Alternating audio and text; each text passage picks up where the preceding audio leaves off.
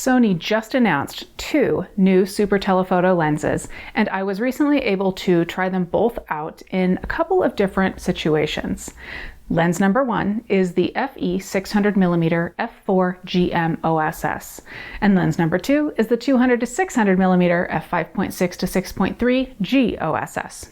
Sound interesting? Keep watching. I'll share photos and video I captured with the lenses, along with my thoughts on usability and also how these lenses may be of use to me or to you. To get started, let me lay the groundwork. For the camera body, I used the Sony A9 with the updated firmware that includes real-time autofocus tracking with animal and human eye detect. I was able to use these lenses on a couple of different outings. One to a pro soccer game, it was all about fast action there, and another on a morning jaunt by the water where there were birds and other nature things to focus on, plus some jet skis. All right, on to those lenses. Let's discuss the 600mm f4 lens first. Where to begin with this beauty? This is a G Master lens for Sony's E-mount bodies, so we can expect the highest quality, beautiful bokeh, and fast autofocus. And because we're talking about a prime lens here, you can expect super crisp results. And in my experience, the bottom line is that this lens simply delivers. As soon as I put my eye to the viewfinder, it was unmistakable. And then, zooming in for some good old pixel peeping on the computer, it confirmed it. Lots of crispiness across the frame, even when shooting wide open at f4. And really, that's what I've come to expect from Sony. But beyond that, this is where things get really interesting for me. This lens has been designed for maximum usability, while retaining that top-notch quality. Sony has done a few things that make the lens more practical to use. 1, this lens is surprisingly lightweight considering the size. It tips the scales at 6.7 pounds or 3,040 grams, and that weight is distributed in a way that makes the lens feasible to use handheld. In fact, I did have it on a monopod, but I ended up simply picking the thing up when I wanted to get a shot of a bird in the air or something else that just didn't work with the monopod. Also, the controls of this lens are designed identically to Sony's 400mm f2.8 prime. The buttons, switches, and rings are all in the same places, which means that it is easy to transition back and forth.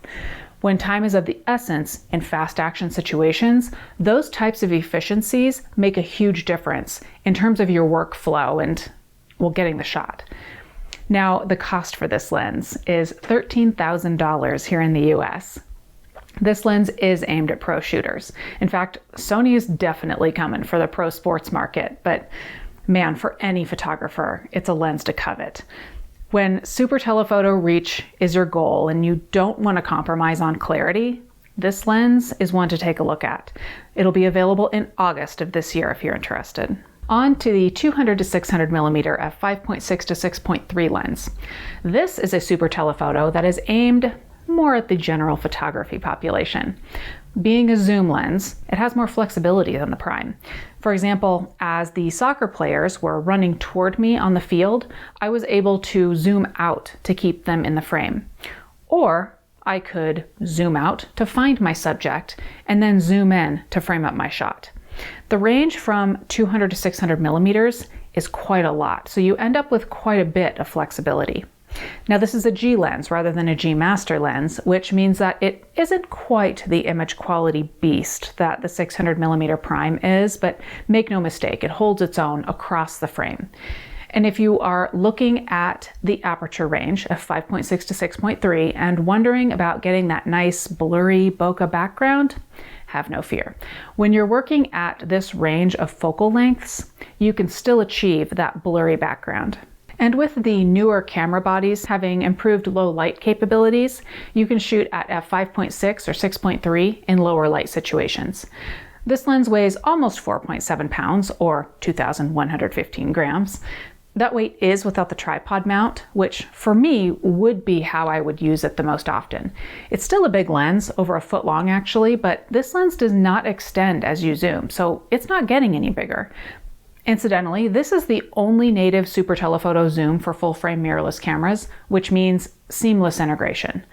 You don't need to have a thought to how it will work with your camera body. It just will.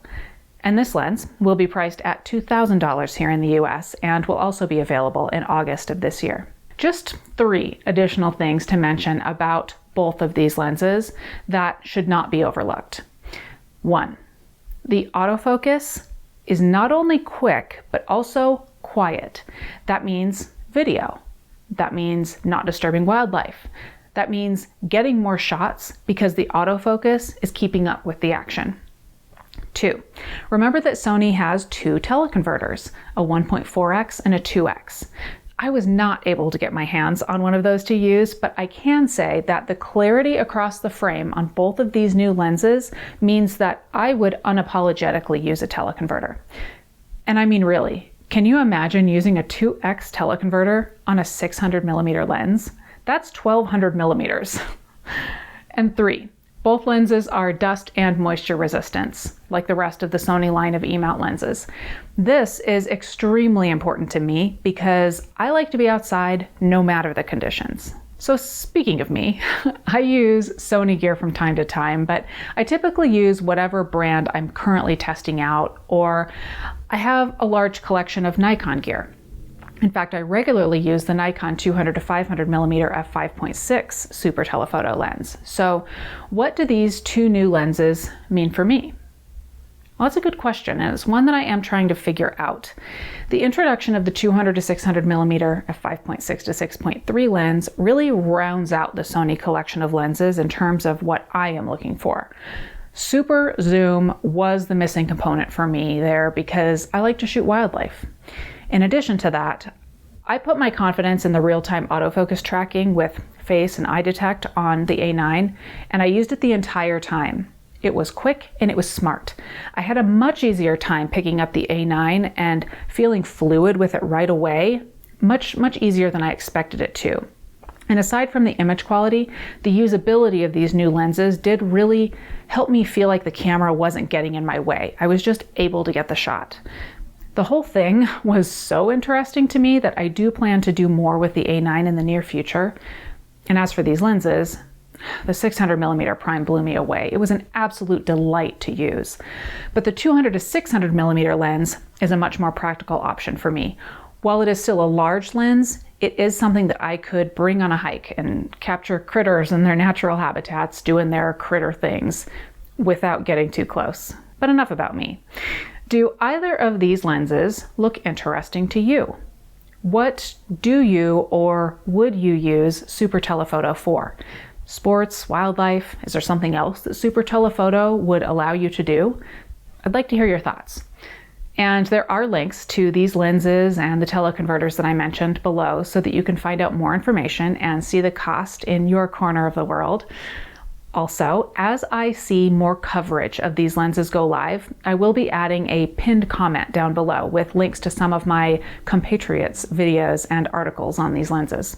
That way, you can see others' points of view and others' photos. So that's it for today. Thanks for watching.